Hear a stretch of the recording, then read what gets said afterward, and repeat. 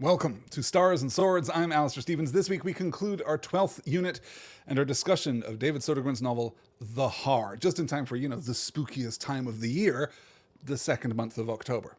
If this podcast has taught us anything, and it may only, in fact, have taught us this one thing, it is that scheduling is an art more than it is a science. Before we get into our discussion of the end of this novel, which I think is maybe going to be a little light, it's maybe going to be a little conceptual, because as we discussed in previous sessions, the Haar makes a pretty strong promise right at the beginning of the book that it then keeps in a fairly predictable way. It kind of fulfills its obligation vis-a-vis narrative expectation on the part of the reader, and that is all to its credit. I think that is all to its strength. That is, in fact, a realization of one of the great strengths of this particular form. And I want to begin exactly there. I want to begin thinking a little bit about the form that the Haar takes and how unusual it is, how exciting it is, how provocative and deeply, profoundly radical it is. Because, as we've been kind of drawing ever closer to over the course of the last couple of weeks, The Haar is, by certain metrics and measures, a cozy horror novel.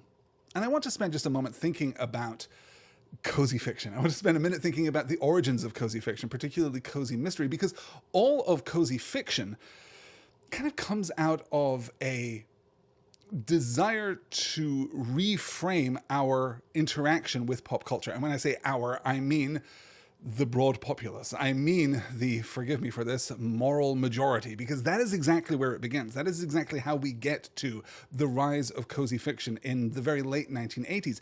It's with Jerry Falwell, and it's with Reagan-era consumptive politics, right? It is with the idea that we can fence in an idea of a good and safe and cozy America simply by disingenuously filtering out the parts that we don't like, which gets us, in the first instance, to the cozy mystery, which takes hard-boiled mystery fiction. We find our origin here all the way back in dime paperbacks. We find our way back here, our origins here back in the pulp revolution. Coming up, in the post-war era through the 1960s, we're seeing cheap, disposable, lurid, splashy, exploitative, deeply nasty fiction in those spaces. And by the time we get to the 1980s, by the time we get to 79 and we get to Jerry Falwell setting up the moral majority, we're seeing this idea that there has been, through this kind of fiction, a deleterious effect on American popular culture and on American civics, right? The country is worse off because of this kind of pop culture. This, let me just frame this out, deeply untrue.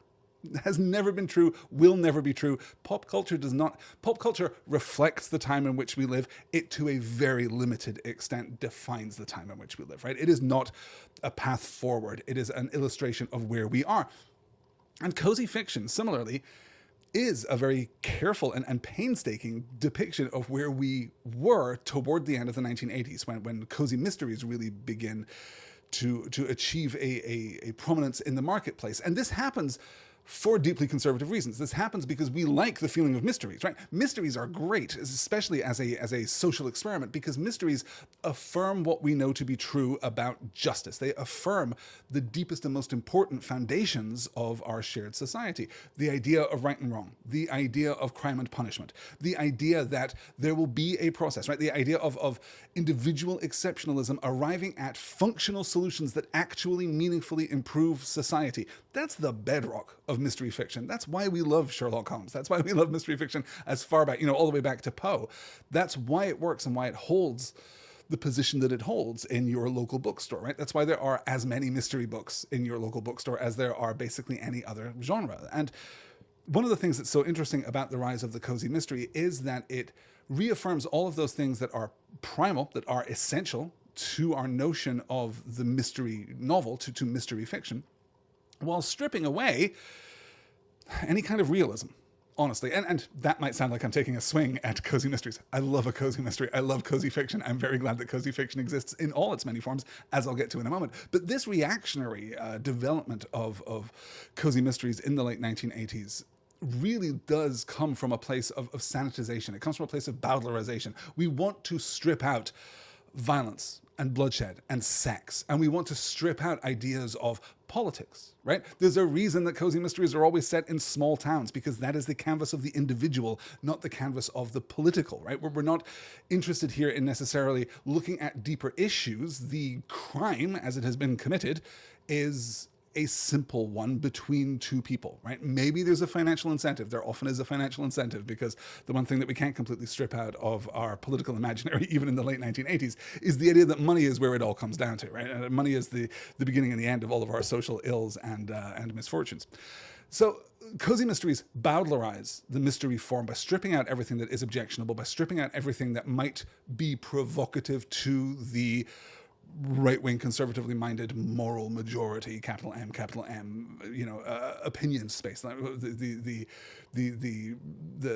professional commentary class in that instance there, right?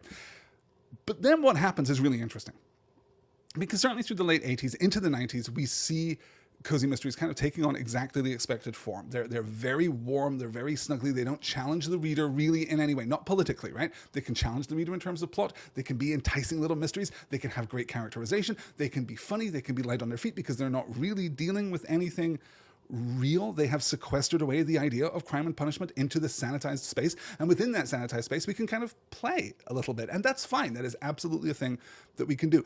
But subversively, what starts to happen in the late 1990s is that cozy mysteries start to become weirdly queer. They start to become weirdly charged. They are taking on a political agenda because they are divorced from the political body of the United States. And I'm speaking primarily of the United States. What we see in this country kind of filters out to the other Anglophonic nations, and I'm sure they're from the rest of the world, right? I'm sure there is a French cozy mystery movement, right? I don't know enough about it to talk about it with any authority, but I'm certain that it exists. But this is crucial, right? This is exactly what you might think of now as the Bridgerton phenomenon, right? Bridgerton carefully separates out, it just takes the Regency period and shakes out the racism and then puts it back exactly as it was, so that we can pretend that racism doesn't exist, right? But because we are pretending that racism doesn't exist, we get to very quietly and casually be incredibly liberal in our depiction of race. We get to confront this issue not in a defensive posture, not because we are fighting against a real ill in the real world. We get to confront this issue progressively, proactively, liberally, and that is exactly what happens in cozy mysteries. And this is just compounded by the time that we get into the 2000s, and cozy fiction in general begins to pick up pace, right? Where we start seeing similar moves in other genre markets. We start to see similar moves in other audience spaces. We start to see, I think the rom-com has very quietly become a cozier thing for a long period there in the early 2000s. By the time we get to 2010, we start seeing off in the fringes, off in independent publishing, the rise of cozy fantasy, which is even more progressive, which really gets to deconstruct the political imaginary of contemporary America and look at these issues in ways which are fresh and engaging, and because these books are cozy, also safe. So I'm not sure, having kind of developed this whole thesis on where cozy stories come from and why they operate the way that they operate and how we got from there to here, and this remarkably queer, progressive, liberal space associated with cozy fiction in particular.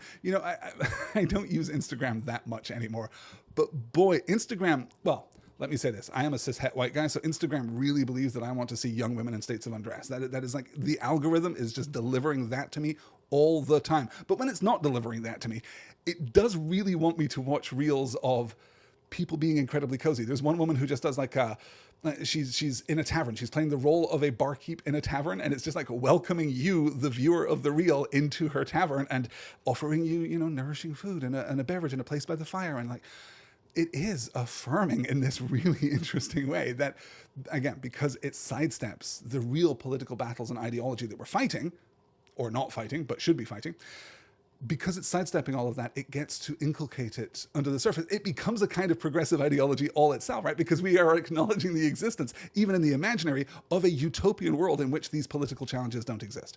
I absolutely love that. I think it is such a thrilling and fascinating and brilliant space. Oh, Elizabeth's calling out here in the chat, legends and lattes, so queer and cozy.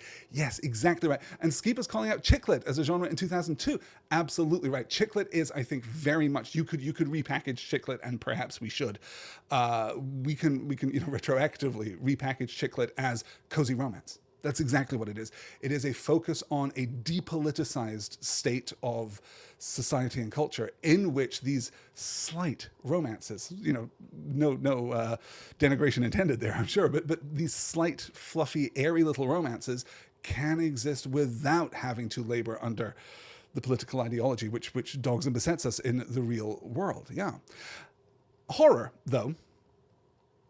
Well, horror is interesting because horror doesn't quite operate the way that these other stories do. And no one could accuse David Sodergren of giving us a bowdlerized, sanitized version of horror, right? He certainly isn't giving us a depoliticized version of horror. He's giving us lashings of both in terms of the physical gore and upset, particularly here at the end of the book, which I have to say, I was real good moving through the book until we got to the...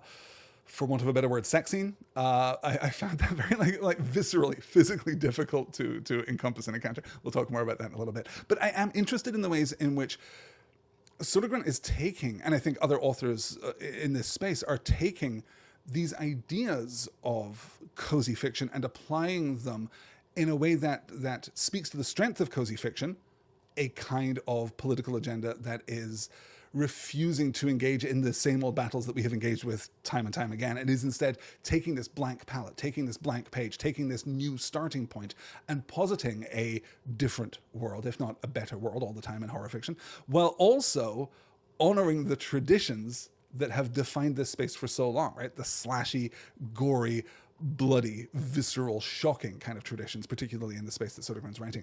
I just find it a fascinating space, and I'm going to really continue to look at it. I think we have no option now but to really look at a proper example of the cozy form. I think the cozy fantasy is probably where we're going to go, and I think that maybe even early in the new year, maybe even, well, we have a window coming up, although maybe that's a little too much cozy back to back. I don't know. We'll maybe talk about it over on the Discord, or I will put up a poll over on the Patreon page and we can discuss exactly where we go from here, because I would like to maybe do a survey class of the standout cozy stories that have given this form shape, because it really is a new form. It is as much a new form as YA was a new form, right? YA kind of bridged all genres, all settings, all forms, all conventions, and kind of unified them with this breezy, bright, accessible kind of storytelling, this melodramatic, sentimental kind of storytelling too. That was a huge phenomenon. And I think that cozy is operating in a very similar kind of space. Okay, enough broad cozy conversation though, here on this October night. Let's get into the end of our book and spend some time, I think, looking at exactly where we end up with some of the threads that we've been following through our discussions so far. I want to talk a little more about identity. I want to talk a little more about memory.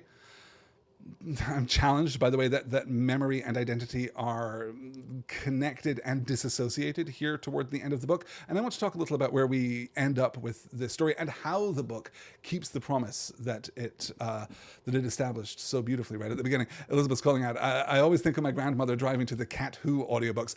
Absolutely definitive texts, right? The Cat Who books, very early, very strong cozy stories. And we can understand this too, just to kind of bridge back to this for one moment. It's not just the cozy novel that is a form. We can see this all through the 1980s into the 1990s. One of the revolutions in the advent of what we now think of as the golden age of television is that it starts to shake off some of the coziness that had beset television in the late 1980s. The late 1980s is a period of Murder, She Wrote and Magnum P.I., right? Kind of very clean, breezy mysteries. Even, prior to that, if you look back to the 70s and you're looking back at shows like Columbo, you're looking back at shows that are a little more politically charged, a little more edgy. They're doing something more substantial. Jessica Fletcher, I think, is the cozy mystery heroine. I think that she is perfectly positioned in this bland, somewhat banal, fairly, it's a clever little puzzle box for sure, but it is carefully, painstakingly depoliticized and desexualized. And that's where we end up, is Murder, She Wrote, which is, a show that I like. This is not to say, again, right, I want to circle back and emphasize, maybe it sprang out of a bad impulse and maybe its intent was bad from the jump, though that intent has absolutely been turned to good. But cozy literature works because cozy is fun. Like, cozy is good. Okay, let's get to our beginning of chapter 18. We're going to really breeze through. I will comment a little bit that the structure of this book doesn't completely hold together for me here at the end of the book. The protracted climax, I think, is hampered by the second stage revision to the cave. I'm not sure that I understand exactly what is happening to the pacing here at this point. I'm not completely sure why it is necessary. I think you could chop off a couple of chapters, right? Particularly the very late, very short chapters, which, I wouldn't necessarily want to lose the epilogue, such as it is, but I think that you could tighten up the end of the book and have it hit with more effect, with more impact, and perhaps not give the reader so many signposts as to our eventual destination. Though maybe there's an argument that cozy fiction relies upon those signposts, right? Cozy fiction, one of the ways in which it is cozy, one of the ways in which it is reassuring to the reader, is that it is even more explicit in its promise right on the front page. In fact, if you get into modern cozy fiction and you're looking at modern thrillers, you look at modern cozy thrillers, modern cozy mysteries, modern cozy fantasy, you will usually find a page right at the beginning that said, this is what this book is. This is exactly what you can expect. This is the tone that you can expect. Here are your trigger warnings, right? You can be secure in the knowledge that you're in safe hands before you even start the story proper, because the book is intended to be consumable. The book is intended to be, well, disposable in a way, which is also, I think, another facet of cozy fiction that we can discuss in the weeks to come. So let's take a look at our first slide of the week as we catch up with Muriel and the restored Billy, being kind of cozy, kind of living this life of comfortable companionship. Oh, look at that. I haven't even started my slide. You're seeing the background here of my terrible slide software that I'm using. There we go. Okay. In the last remaining inhabited cottage in Witchhaven, an old married couple sat together on the settee. The wife's hand was clasped in her husband's, a knitted blanket draped over their legs as the fire roared. The television was on, bathing them in a cool blue glow, while beyond the four walls the wind whistled and waves pounded unendingly against the shore. Muriel watched the screen but paid scant attention to it, preferring to steal loving glances at her husband. To think of all the time she had wasted lamenting that she never got to say goodbye. And now here he was. She should have had faith. Faith in the Lord. Faith in the natural world. Faith in Billy. She snuggled closer, resting her head against his chest. You don't have a heartbeat, she whispered. And I mentioned last week, or perhaps even in our opening week, the inconspicuous absence of religion here in this book about the northeast of Scotland, because Scotland is not, I think it's fair to say, a particularly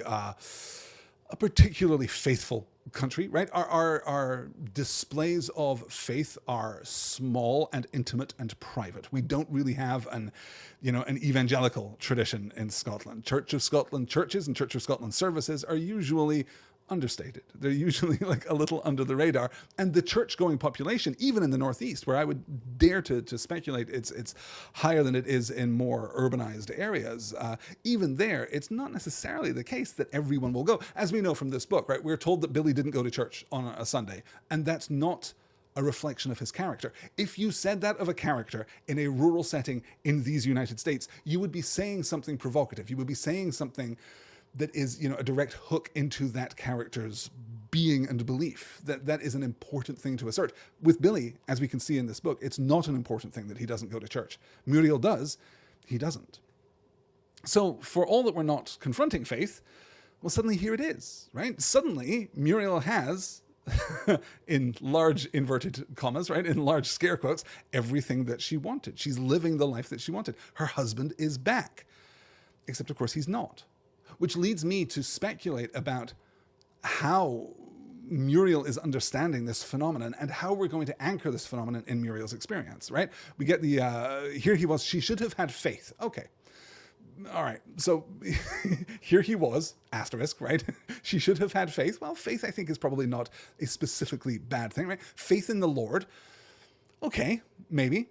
I don't think that we can credit this to any kind of divine intervention, but, maybe in the sense that everything is the domain of the Lord, then, we can be generous there. Faith in the natural world, actually, yes, tick, right? Actually, that is a thing that she could have faith in if we are positioning Avalon as a representative of, or an embodiment of, or a, resident of the natural world. We might be tempted to move him into something more like a supernatural realm if we really want to lean into the dark folkloric elements of the Haar, but that's really a, your mileage will vary kind of situation.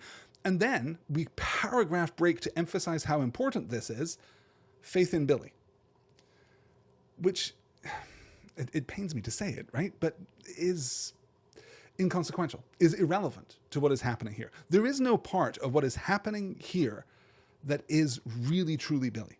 There is Avalon's ability to read Muriel's mind and her memories of the man that she married. So I guess, okay, maybe, by proxy, at one remove, we can speculate that, okay, Billy is responsible for the memories that Muriel has of him to at least some kind of degree. But this isn't completely whole, and it isn't completely satisfying, even in this moment. And of course, it's not supposed to be satisfying, right? Because we can feel the page count in the book in our hands. We can see the little percentage number up in the top right of our digital readers. We can tell how much, we can look at how much audiobook is left to play.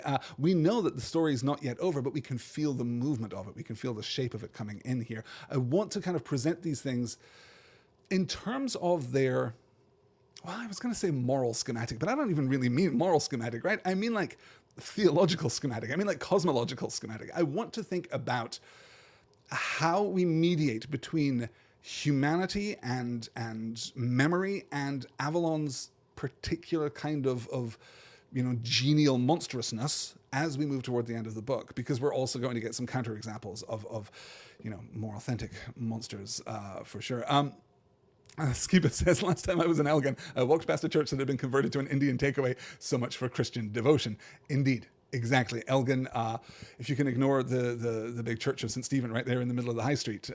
Elgin, for those of you coming in late, is a town where I spent the largest part of my itinerant youth. I lived a long time in Elgin and worked there as an adult too. And I really love that town. It is a really great town, but yeah, not a particularly faithful one for sure.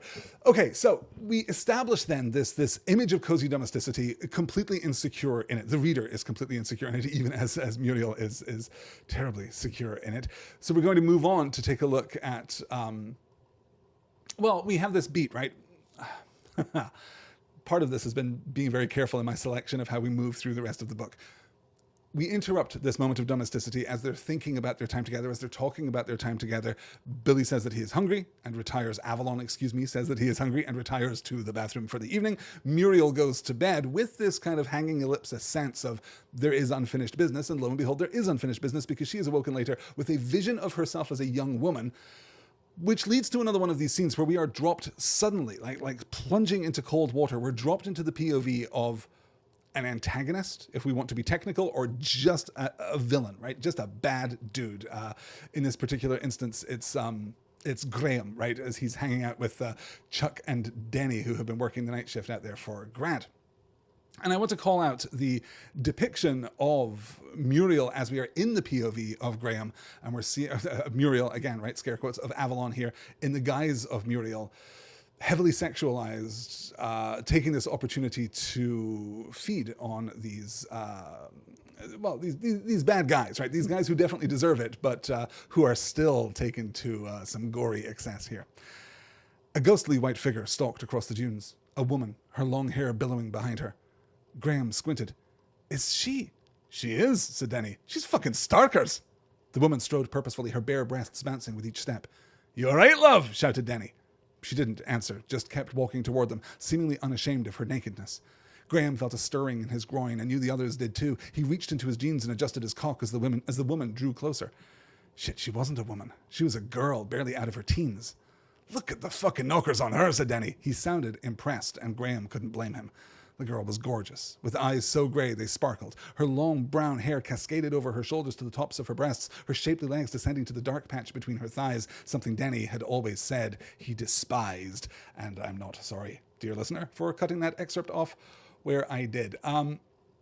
Because what I really want to think about here is the relationship that Muriel has with her own younger form, right? With the memory of herself. Because she's going to spend some time in this chapter being physically rejuvenated, although I really like the beat when we return to the cave right at the end of the book and the candles are gone, and Muriel just for a second wonders if they were ever there in the first place, right? The degree to which Avalon is capable of manifesting a reality, or is capable of inserting memories and ideas and recollections into her consciousness, even in the ever-changing moment. I really like the way that is positioned there. Oh, Skipa saying here in the chat, I missed this just a moment ago, part of me was quietly assuming that Billy wasn't so much lost at sea as consumed at sea by Avalon in the past, but that's just headcanon. I had exactly the same thought, Skipa. I was waiting for it. In fact, when we got to that break in the previous chapter, in the previous scene, back there in chapter 18, where as they are sitting cozily together and Muriel is filtering through her memories, and then we crash into these images of bloodshed and violence,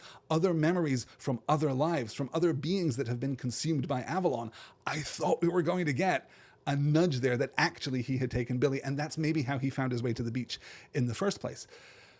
I accept, the validity of that perspective as headcanon. I am surprised, though I'm not sure that I'm disappointed. It might have been just too neat if the final reveal had been actually, I've been carrying the sense of Billy the whole time. And maybe there is something lovely, right, about Avalon's feelings for Muriel partly being a manifestation of her memories of Billy, but also being somehow authentic, somehow genuine. I'm not really sure where we come down on that by the end of the book, but there maybe is something there that there is a relationship, there is a connection between Avalon and Muriel that is, well, maybe not as real or as vivid or as tenable, as sustainable as her relationship with Billy, but maybe there is something there too. But yeah, I was expecting the same thing, Skipa. I was a little surprised and disappointed that we didn't get it, honestly. And Skipa says, I prefer not linking Avalon to Billy in that way. It's more wholesome this way. Right, that's exactly it. You're completely right. He's not play acting the memories of a guy that he took out of the ocean 12 years ago. He is responding in the present in a way that only he can to Muriel's recollection of what it was to once be loved, which I think is just really sweet. I think that there's an enormously valid and fully realized, deeply, profoundly sentimental heart at the middle of this book for all of the splashy gore. So I was talking about Muriel's sense of herself and whether or not she is physically transformed. And what I find so interesting in that transformation is that Muriel, she talks in positive terms about the vision of herself as a younger woman, right? She is conscious of the fact that there is physical difference. She is conscious of the fact that her hands are unlined, that her skin is more taut than it is now in her 80s. But it seems as though consistently, while she is wrestling with this idea of being rejuvenated, that it is about the utility of that youth, right? She is happy that she is younger so that she can have sex with Avalon, with this image of her dead husband, right? That seems to be a very direct kind of one-to-one point of comparison here.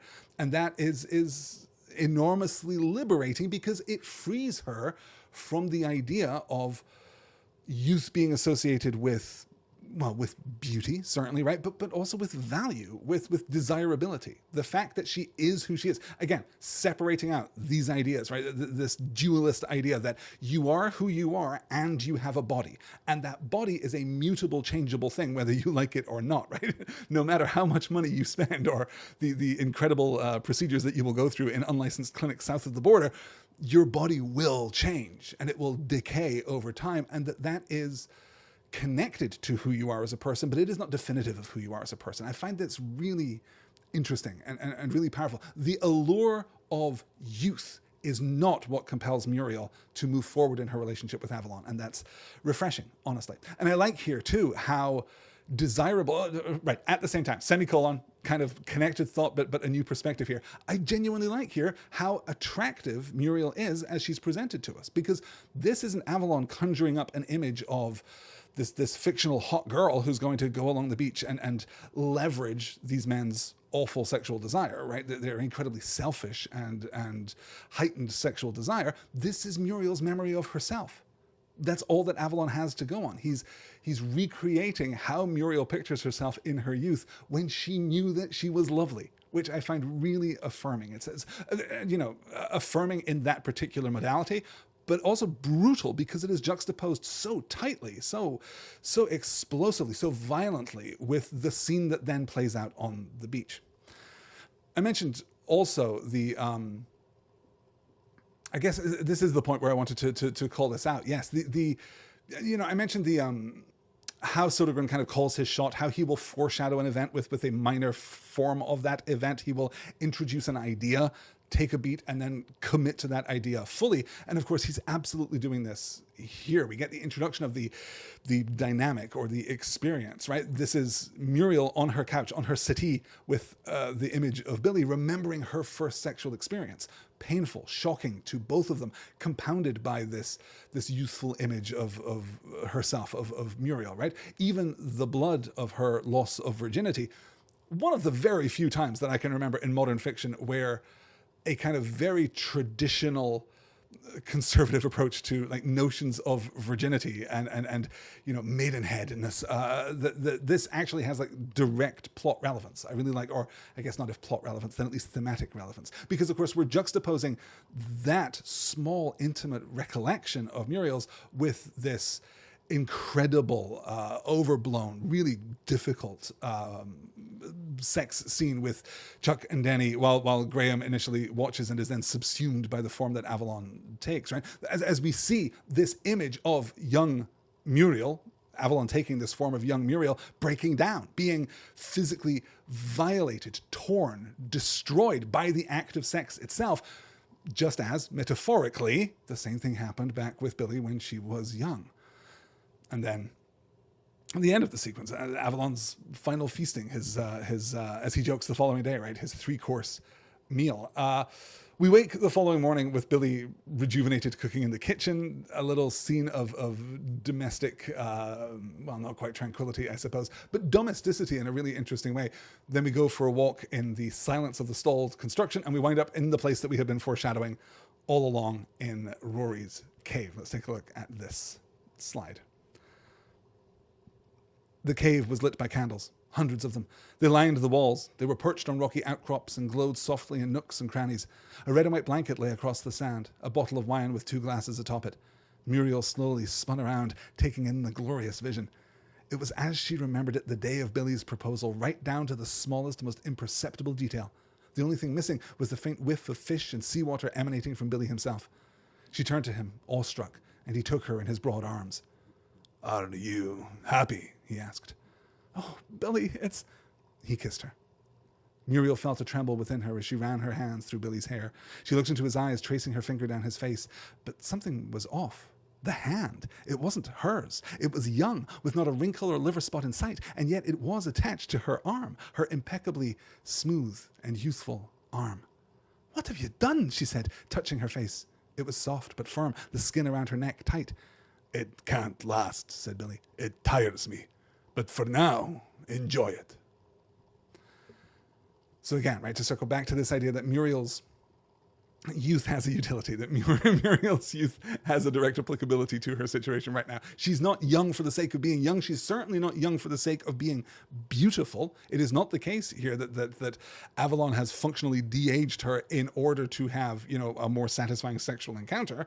Rather, she is simply remembering. She is back in the past and enjoying the connection with that moment, and also the rejuvenation of her physical form here in the recreation of that sexual encounter. It's really beautiful. And again, we called this out last week, but we should call again attention to this idea that it was exactly as she remembered it, right? It was as she remembered it the day of Billy's proposal, right down to the smallest, most imperceptible detail, because of course it was. Definitively it is. If there is a detail that she has got wrong, if there's a detail that she has misremembered, she is still seeing it the way that she remembers. So it's not one-to-one necessarily with the actual authentic experience as it was back then, but it is one-to-one with her memory of it, which is really, I think, just genuinely lovely. Elizabeth saying it's very romantic. I was moved by it. What a gift. Isn't it, though? Isn't it a beautiful kind of selfless evocation? I'm really interested in how Avalon moves through the story at this point. I'm really interested in the ways in which his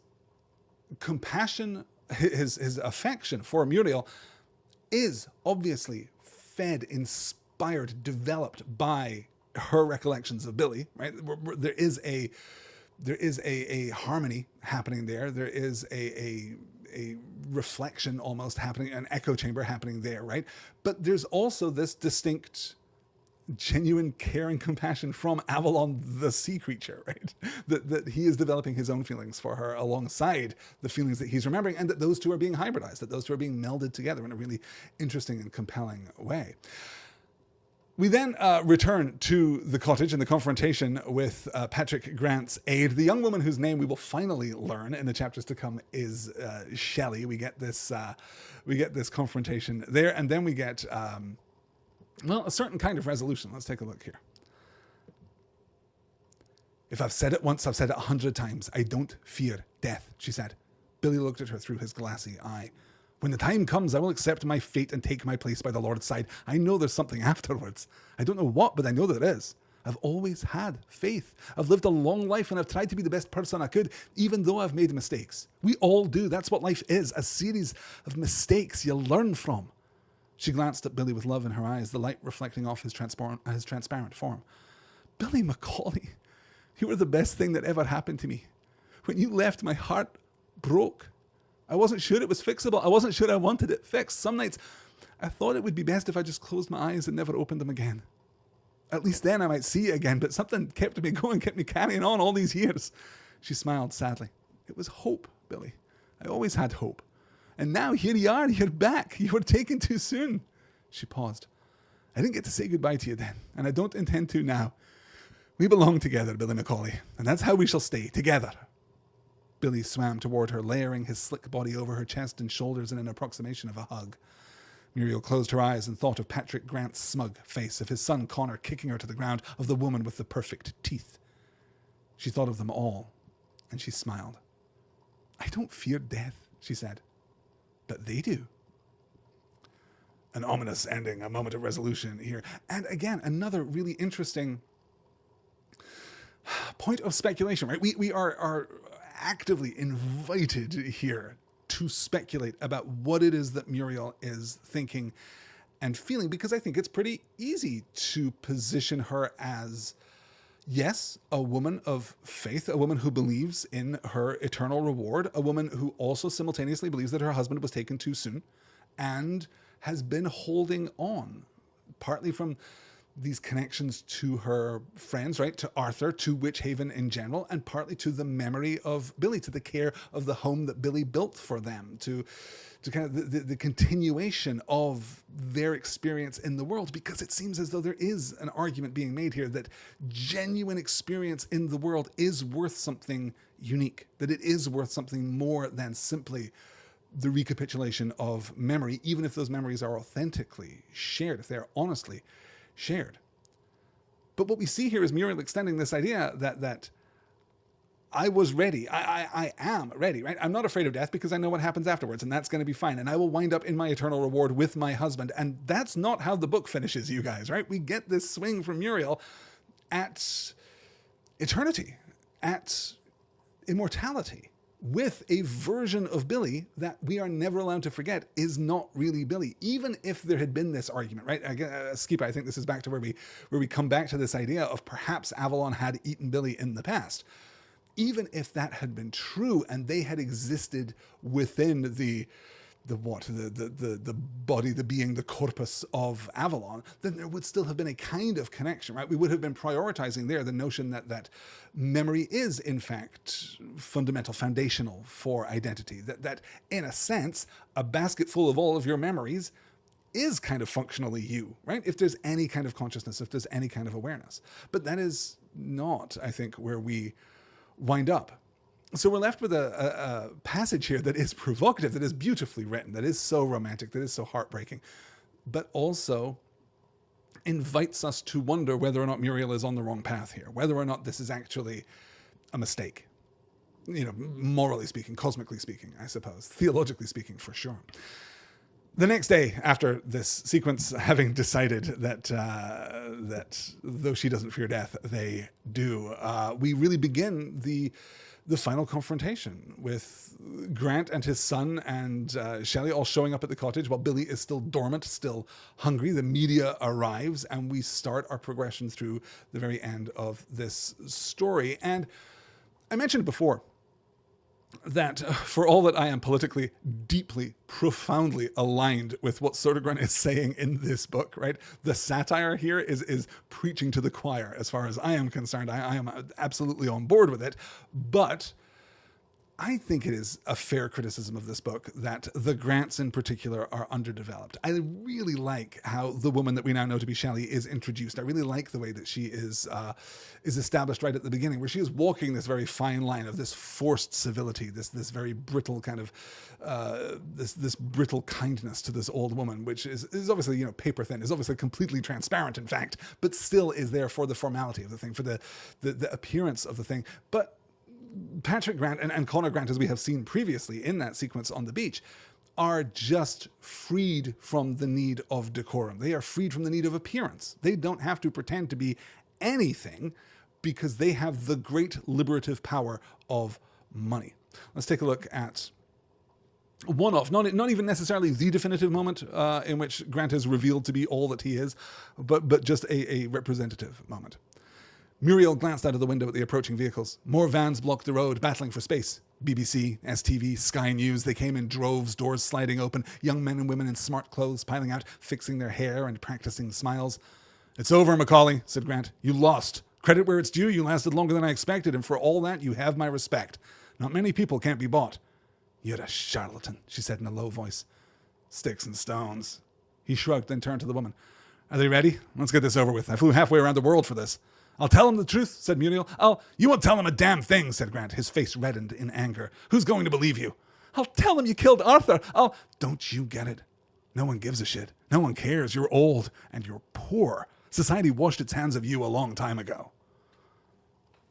Which, subtext exists for a reason. You don't necessarily... This is maybe the criticism of the melodramatic mode, which is a thing that I am loath to criticize. I'll say that. Generally speaking, I like people saying what they think, but this is perhaps a little overblown. We are taking some of the subtext here and really blowing it out and making it so textual that it has robbed a little bit of its power, right? If this guy is really such a public buffoon, such a public bully, then we're robbed a little bit of some of these areas of speculation in which we've been engaging, right? These gardens of speculation in which we've been passing the idle hours. Is Muriel right? Is Muriel doing the right thing? Is Avalon defensible, right? Is there a moral texture to this? Is there a moral friction here in what is happening? And the answer, as it's presented to us right here, is absolutely not. This is a very smooth slope. It is just absolutely morally acceptable and transparent to kill these people. They are so monstrous, right? You might be willing to draw lines for, the bodyguards, for Shelley possibly, right? But the Grants themselves, just absolutely reprehensible, just too far beyond the pale there. So from there, as I say, we're into the final climax, and I'm not going to spend a lot of time, looking at the exact motion here, looking at the exact violence that we get throughout this sequence. We have the extended bloodbath as Muriel goes to the bathroom. Again, another moment that doesn't really quite connect for me because I don't know what Muriel wants in that moment. I don't know whether her plan is to go into the bathroom, right? We draw such conspicuous attention to the razor blade embedded in the wall right before we get into there. Another moment of Sodergren kind of very directly giving us this one-to-one like insert vignette shot of razor blade in wall, which is then put to awful, destructive, physically, harmful use on the person of Shelley. But I don't know what the plan is there. I don't know what the play is there. It feels for all the world as though Muriel is going in to say goodbye to her husband, to finally fulfill this beat that has been present in the text for the entire book, in effect, right? That this is the emotional culmination. And in a sense, it doesn't matter what happens after that because she will have had the opportunity to do the one thing that she said she wanted to do. Except this is coming off the scene that we just read in which she says, actually, no, I have no intention of saying goodbye to you. That's not how this story goes at this point. It's really weird. Yes, as Elizabeth said, I was surprised when she actually peed. Assumed it was a ruse, but also real. Okay, exactly right. I mean, the idea that she has, a direct purpose in that, not the peeing itself, right? Okay, that is the excuse to go and do the thing that she needs to do, but also she actually needs to pee. It's like a weird, this scene is just ever so slightly unbalanced, I think, just a little bit. And I think that this is partly the problem of the mechanistic resolution to this plot, is that this is not a plot that requires this direct A to B to C kind of linearity. We don't need to necessarily see the functional unfolding of this story. We don't need to see the actual, direct violence and death of these characters, though it is gratifying in the moment, right? There is a visceral pleasure to be had from this book. Sodergren's certainly a skilled enough writer to conjure that. But there's a reason, right? In all of the previous sequences that we've seen, I've noted before how we will pop into the POV of a bad guy, and then that bad guy will be eaten by Avalon. Every one of those sequences is different. Every one of them is distinct. And I'm not just talking about the settings exactly, but the mechanism by which Avalon consumes these people. These are like little tiny horror vignettes that could belong to different stories about different monsters. The way that the naked form of Muriel consumes the three men on the beach is very different from the way that Tommy is consumed, for example, earlier in the story. So I'm not sure that I need from that story, from this kind of nebulous kind of plot where Avalon is just a big red button and you hit it and the problem that you are currently facing goes away, right? I'm not sure that I need at that point for this very orchestrated, choreographed almost resolution, all within the constraint of Muriel Margaret Macaulay's bathroom. I'm just not sure that it really connects. Skipa says, hey, never pass up a chance to pee if you might be arrested. Well, I think at that point we're probably not thinking about arrest as well. Of course, we're doing the incarceration, right? The locking up in the mental institution. That's the threat that is being leveraged here, which is also a very specific and very loaded and politically charged threat, not from the Scotland of 2017 or 2018 or even 2024 when this book was released, but certainly late 90s. There were some terrible scandals in and around Inverness, in fact, which is where the hospital that is referenced in the book is located. So let's we have Shelley gets killed, 2 decapitations too, right here at the end of the book. I mean, you do what you do. And then we cut out, right? We cut away to Jack, and I want to I want to take a look at this, because this is the only kind of glimpse that we get toward the thematic conclusion of the book, right? What is the meaning of the book? What is the lesson of the book? And here it is. Over 500 miles away, Jack Macaulay sat staring at his iPhone, the insane miniature drama playing out in real time on the screen. She'll be okay, said Ben, placing a hand on his boyfriend's shoulder. Jack wanted the touch to comfort him, but tension bound his muscles. What was she doing? Had she gone crazy? No, he didn't believe that. His grandmother was no more likely to kill a man than he was. She was the kindest, most gentle soul around, and the idea of an elderly woman shooting 2 armed security guards dead and taking the world's most famous billionaire hostage was, at best, laughable. But what if she was telling the truth? Had Patrick Grant been responsible for Mr. Eastman's death? When Jack read about that online, he'd wanted to call his gran, but he didn't know what to say. Death terrified him, and he hated how she spoke about it all the time in a laid-back manner. When it's your time, she would say. Or when she gave him £50 for his birthday and told him, you can't take it with you when you're dead. I'd rather live to see my loved ones spend my money. It frightened him. But knowing her resilience and her lack of fear, the idea that she would fight to the death to defend her home seemed more and more plausible. Which is a really great vignette, right? A really great peek at this life of Muriel's grandson, Jack, a complex figure who wants to do his best, who cares for his grandmother, but is limited, is daunted by his own fears, his own preoccupation with death, a preoccupation that Muriel, partly because of her age, partly because of her experience, and partly because, and when I say her experience, right, I'm obviously referencing Billy here, but also, the shipwreck phenomenon that we're told about right at the beginning of the book. This life has led her to a place of peace with death, which I think we can understand from this book. It's a good thing. It's a positive thing. If we are to, I think, correctly understand what Sodergren is getting at the end of the book, it is simply this, that Muriel's going into the sea with Avalon is functionally indistinct from death as she understands it, right?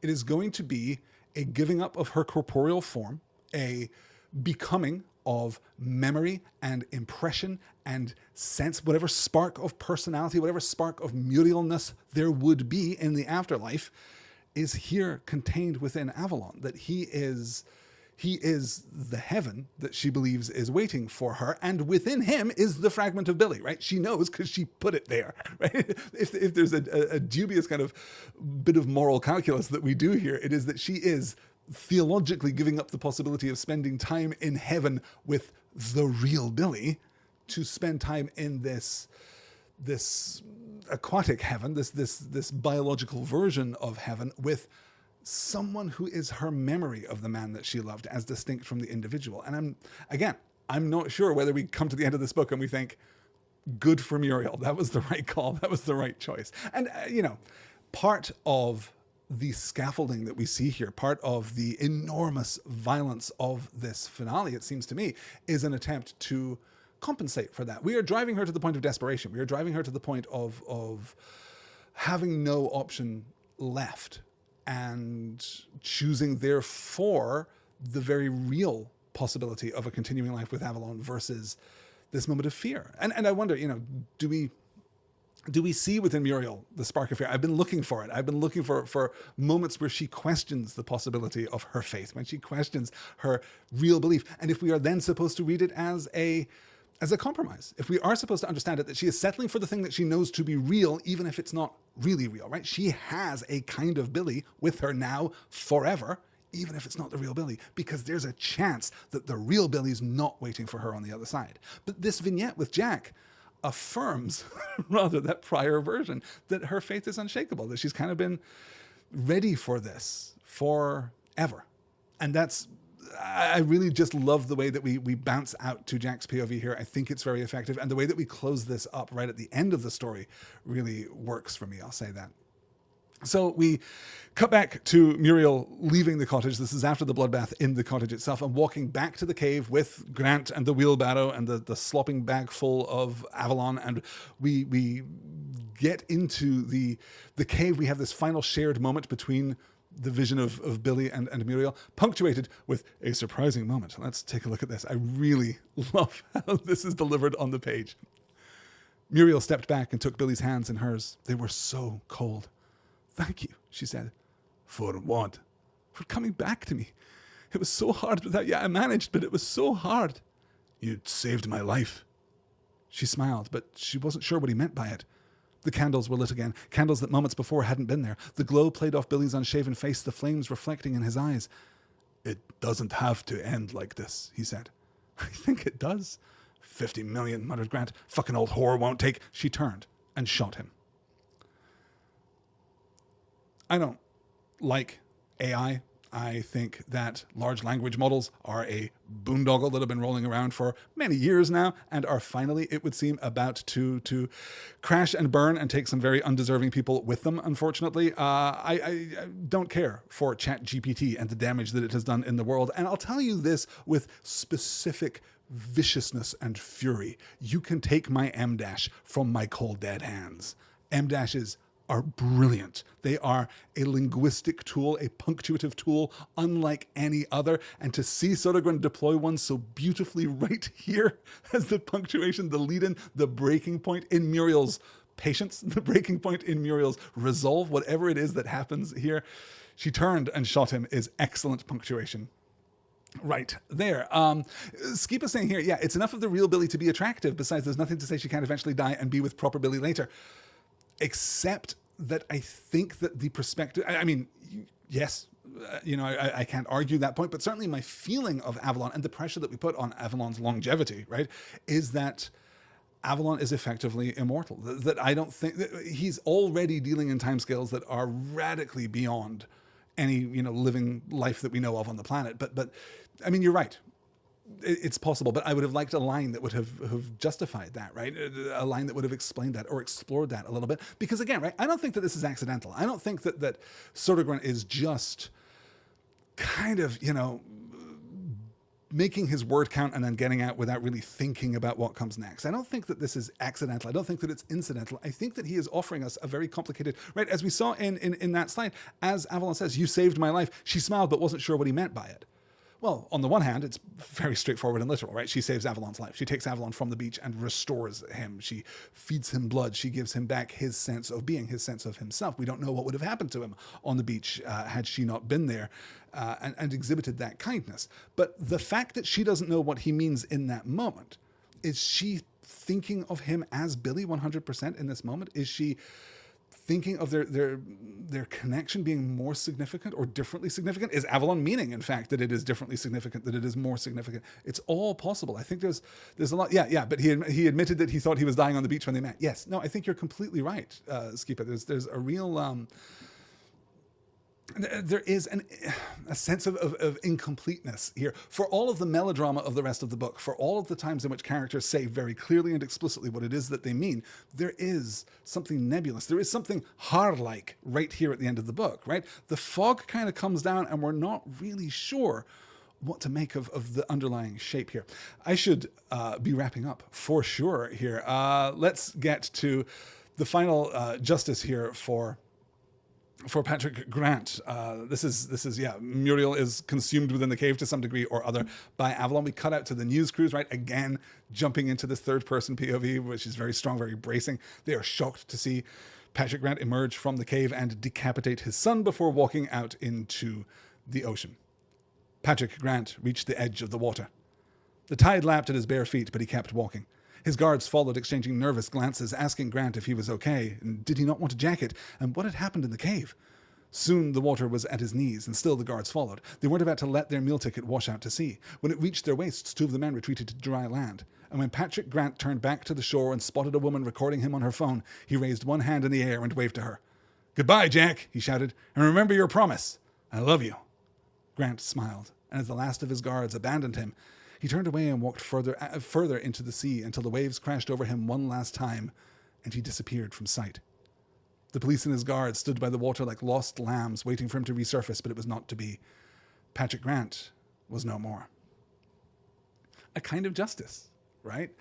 We have this moment because from here we bounce into these two very brief chapters, these epilogue scenes in which Grant and Muriel both pass into myth, in effect, right? We get the beat where we pick up with Jack, who keeps his promise to tell his husband that he loves him every day. A really nice, again, little isolated short story happening here in the midst of this book. Then we conclude with this beat that if pressed, we probably could have predicted pretty early in the novel. Muriel and Avalon descending into the depths of the cold North Sea, leaving the cares of the surface world behind, moving into a frame of immortality, moving out of a human frame entirely, right? There is an aspect of Muriel's humanity that has now been left behind, an experiential aspect that has been left behind. She has been transformed. It's a really interesting move here in a story that has been leaning on the folklore, I think, because for all that stories of fairy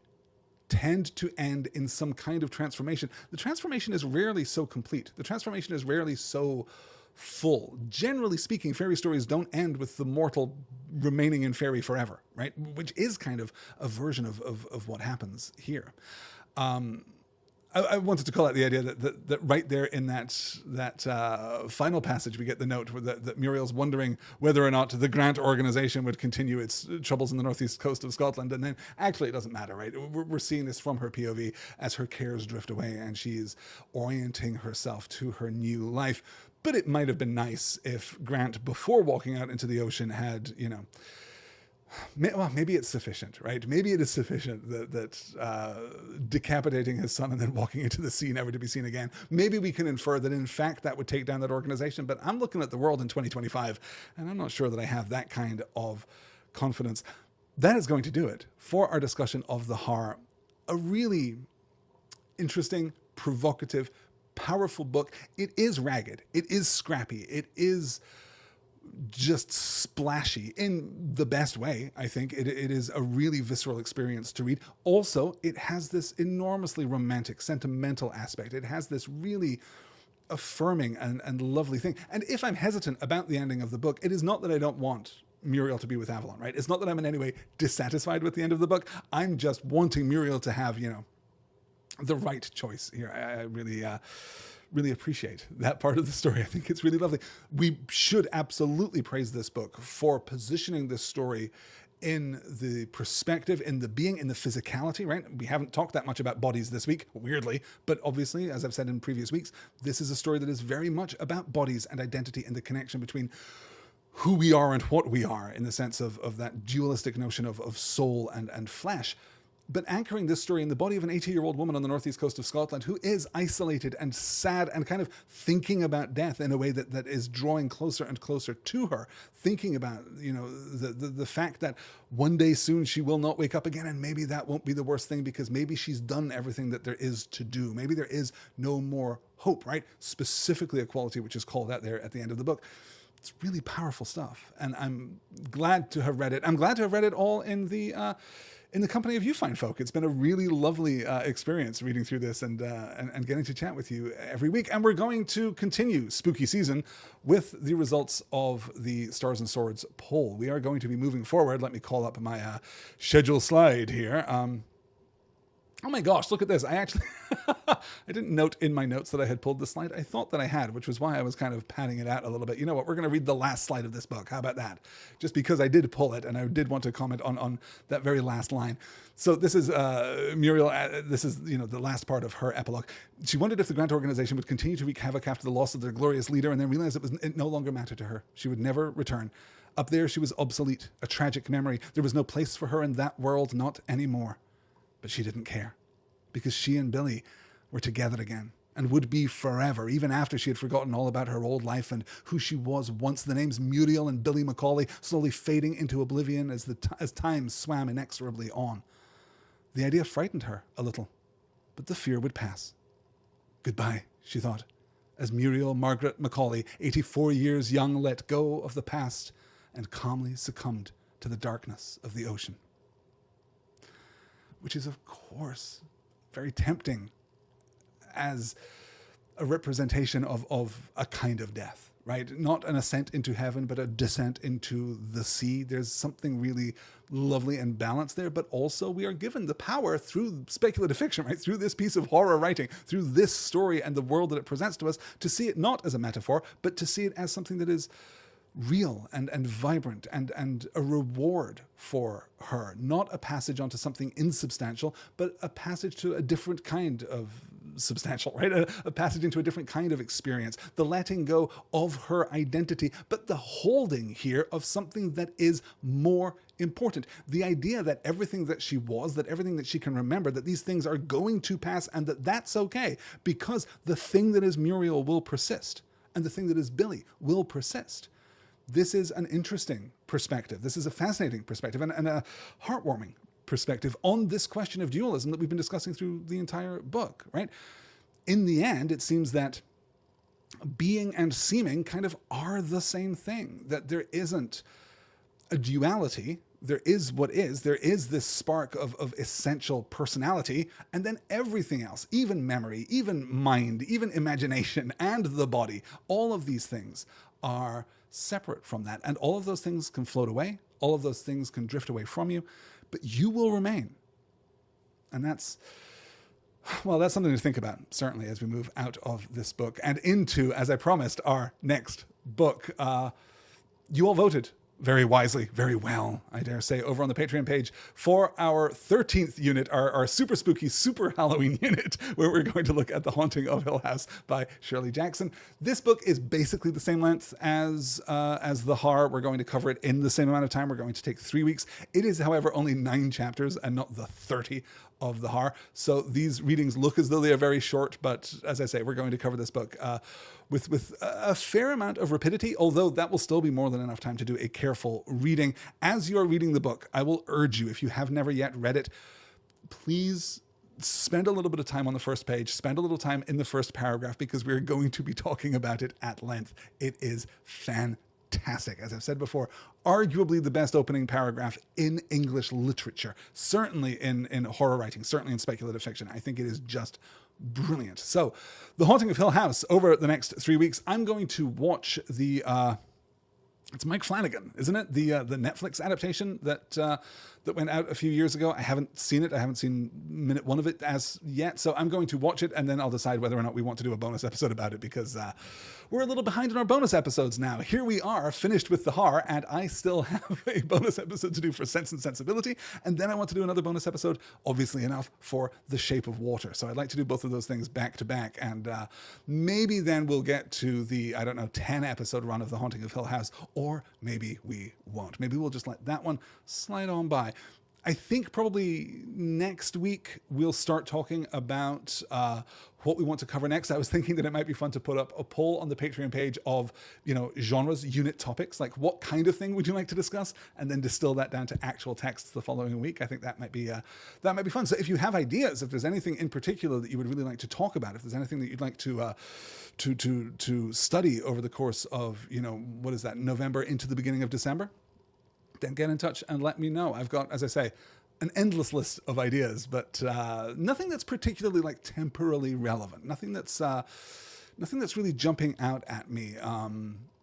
There are a few things, but we'll have those discussions over on the Patreon page, and you guys will, of course, exercise your brilliance and your judgment and pick something wonderful for us to discuss in our 14th unit in just a few weeks. Keep it saying for November, something with pie. Maybe there is an argument for doing something cozy, right? Haunting of Hill House is, in its way, cozy. It has cozy aspects, but not in the way that we mean cozy literature, right? There are, it's a bit of a harder read than that. But certainly, I think we could do some cozy fiction. That's interesting. I'll sit with it. We'll figure it all out. Anyway, that is going to do it for this, our final week on the Haar, the end of our 12th unit here on Stars and Swords. As ever, thank you all so much for listening, for watching the YouTube channel, for emailing me with your correspondence, your questions, your thoughts. All of those are fantastic. I think I've got back to everyone who emailed about the Haar. If I haven't, then stick around, because you'll probably get an email from me within the next day or two. Thank you to everyone who has joined me live, to Skipa and to Elizabeth and to Hugh, who I think was here earlier in the evening, and I hope is still with us. I know it's the early morning for Hugh.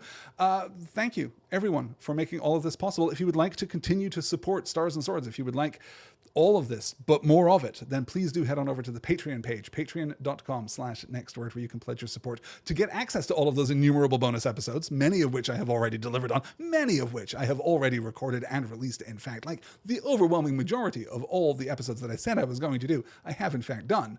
I'm just a little behind.